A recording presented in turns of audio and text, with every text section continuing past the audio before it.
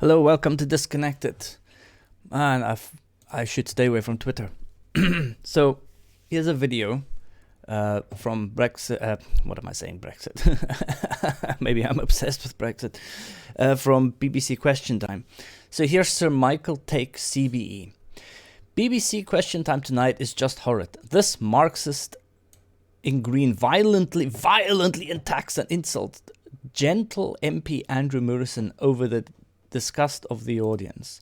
He is so kind, so tolerant, lovable in fact. These sorts of leftist tirades on BBC are unacceptable. Now that would make you think that before you even click on this video that this person violently attacks and insults this gentle MP Andrew Murrison.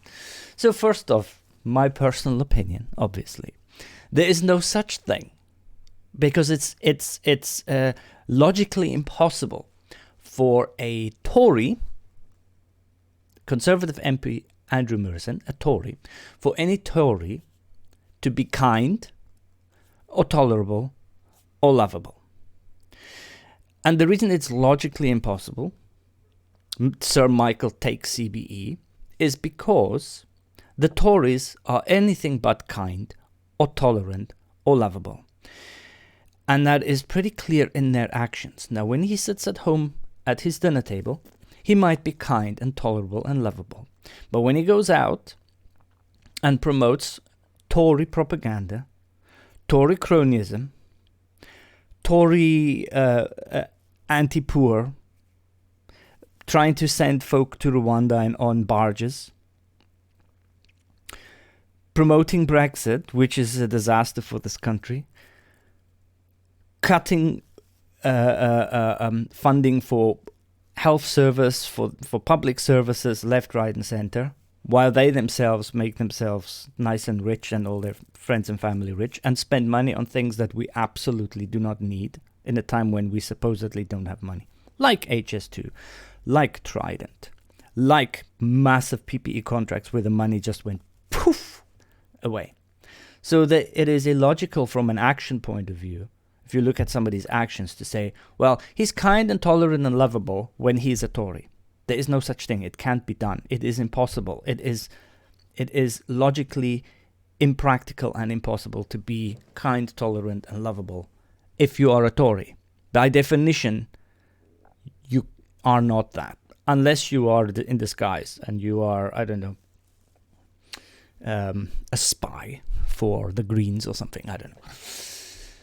Anyway, let's listen what she has to say, because she makes massively good points.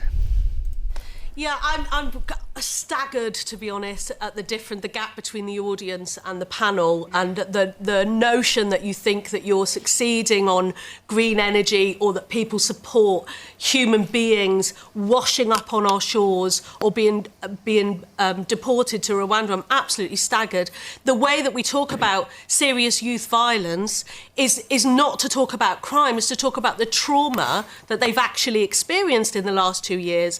You have cut funding, you've cut budgets in school. We can't recruit teachers. We can't recruit teaching assistants. You've cut social workers.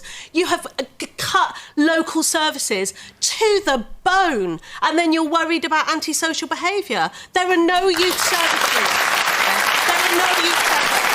And absolutely, there is so clearly a gap. There is such a massive gap between what you're saying and people's experience. Why can't people buy a house? Look at their wages. They're a teacher, they have been through university, paid over 30 grand.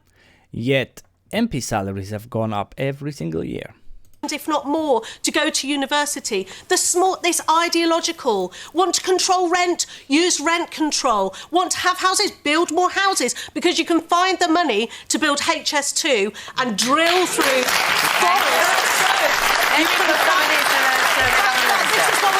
Now, obviously, HS2 is an attempt to bring some economy to the north, but actually, really, if you think about it, it is just to be able to bring more money to the south.